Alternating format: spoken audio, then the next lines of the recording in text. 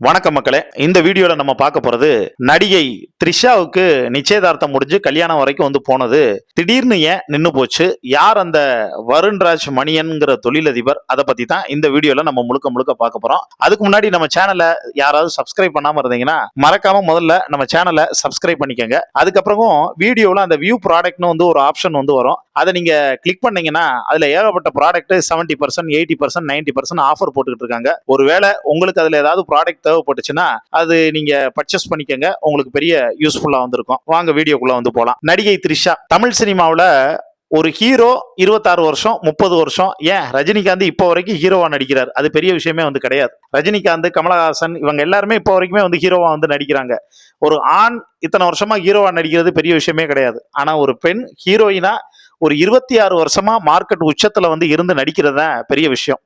ரொம்ப இதுக்கு முன்னாடி த்ரிஷாவுக்கு முன்னாடி அதிகப்படியான வருஷங்கள் ஹீரோயினா நிலைச்சிருந்தது நடிகை சிம்ரனை சொல்லுவாங்க.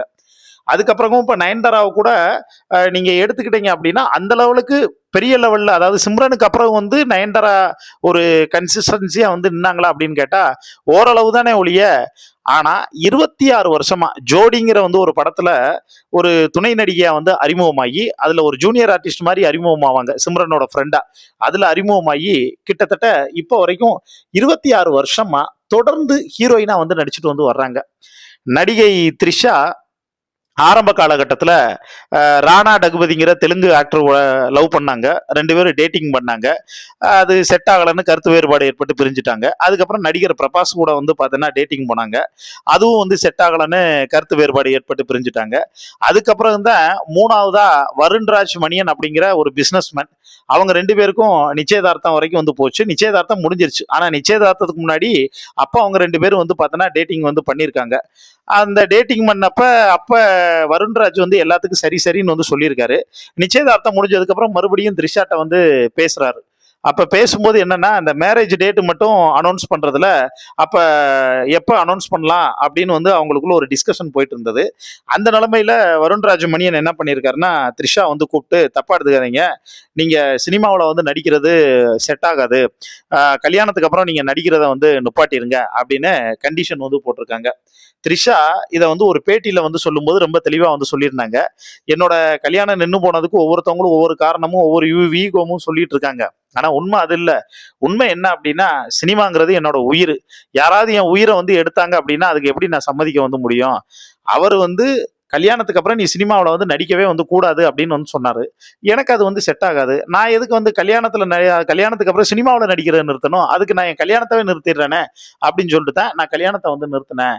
அதோட மட்டும் இல்லாம சினிமா பார்த்தோன்னா என்னோட உயிர். சினிமா என்னோட உயிருங்கிற ஒரே காரணத்தினாலதான் அந்த வீடியோவா இருக்கக்கூடிய ஒரு டாட்டுவை நான் பார்த்தோன்னா குத்திருக்கேன். சினிமாவில் நான் தொடர்ந்து 26 வருஷமா ஹீரோயினா நடிச்சுட்டு இருக்கிறது அது கடவுளோட அருளால நடிச்சுட்டு இருக்கேன். இப்ப ஒருவேளை எனக்கு வயசே ஆனாலும் சினிமாவில் ஹீரோயின் வாய்ப்பே கிடைக்காம போனாலும் ஒரு நல்ல கேரக்டர் கிடைக்குதா, அந்த கேரக்டருக்கு மெனக்கிட்டு நடிப்பேன். அட, நடிகையாவோ இல்ல ஒரு கேரக்டராவோ எதுவுமே நடிக்க வாய்ப்பு இல்லாட்டினாலும் சினிமாவுக்குள்ள ஏதாவது ஒரு டெக்னீஷியனா நான் வேலை பண்ணிக்கிட்டு தான் வந்திருப்பேன். ஏன்னா சினிமா என்னோட உயிர். சினிமாவை தவிர வேற எதுவும் எனக்கு தெரியாது. அதனால சினிமாவா வாழ்க்கையா எதுவான்னு கேட்டா முதல்ல நான் சூஸ் பண்றது சினிமா மட்டும்தான். அதான் ஒரே காரணத்தினால மட்டும்தான் நான் கல்யாணம் வேணாம்னு சொன்னேன். அது மட்டும் இல்லாம கல்யாணத்துக்கு முன்னாடியே ஒரு விஷயத்த பேசி நல்லபடியா தெளிவா முடிவெடுக்கிறது நல்லது. ஏன்னா கல்யாணமான ஒரு 6 மாசம் 1 வருஷத்துலயே செட் ஆகலன்னு சொல்லி அதுக்கப்புறம் டைவர்ஸ் பண்றதை விட முன்னக்கூடியே பண்றது எவ்வளவோ பெட்டர். அதனாலதான் நான் இந்த விஷயத்துல தெளிவா இருந்தேன் அப்படின்னு சொல்லியிருந்தாங்க. அப்பதான் நடிகை த்ரிஷாட்ட கேட்டாங்க, ஒருவேளை நீங்க சினிமாவில் எப்ப நடிக்கிறத நிப்பாட்டுவீங்க, எப்ப பிரேக் எடுப்பீங்க அப்படின்னு கேட்டதுக்கு த்ரிஷா சொன்ன பதில் நான் ஒருவேளை கர்ப்பமானேனா அப்பதான் நான் சினிமாவில் நடிக்கிறத விடுவேன், ஒரு பிரேக் எடுப்பேன் அப்படிங்கறது மாதிரி சொன்னாங்க. அதுக்கப்புறமும் நீங்க ரீசெண்டா போன செய்திகள்லாம் பாத்தீங்கன்னா 10 வருஷத்துக்கு முன்னாடியே நடிகை த்ரிஷா கர்ப்பமா இருந்ததாகவும் அதுக்கான ரெக்கார்ட்ஸ் எல்லாம் இருக்கிறதாவும், அது காரணம் பார்த்தோன்னா விஜய் தானும் இவங்க 2 பேத்துக்குள்ள ஒரு அண்டர்ஸ்டுட் போயிட்டு இருந்ததுனாலதான் இந்த என்கேஜ்மெண்ட் முடிஞ்சதுக்கு அப்புறம் த்ரிஷா அந்த கல்யாணத்தை நிப்பாட்டினதாகவும், என்கேஜ்மெண்ட் வரைக்கும் போனதே விஜய்க்கும் த்ரிஷாவுக்கும் அப்போ ஒரு மிஸ் அண்டர்ஸ்டாண்டிங் ஏற்பட்டு த்ரிஷா விஜயை கடுப்பேற்றுறதுக்காக அதெல்லாம் பண்ணதாகவும் தொடர்ந்து ஒரு தகவல் போயிட்டு இருக்குங்க. இதை பத்தி உங்களுக்கு தோணக்கூடிய கருத்துக்களை கீழே இருக்கக்கூடிய கமெண்ட் பாக்ஸ்ல மறக்காம மென்ஷன் பண்ணுங்க.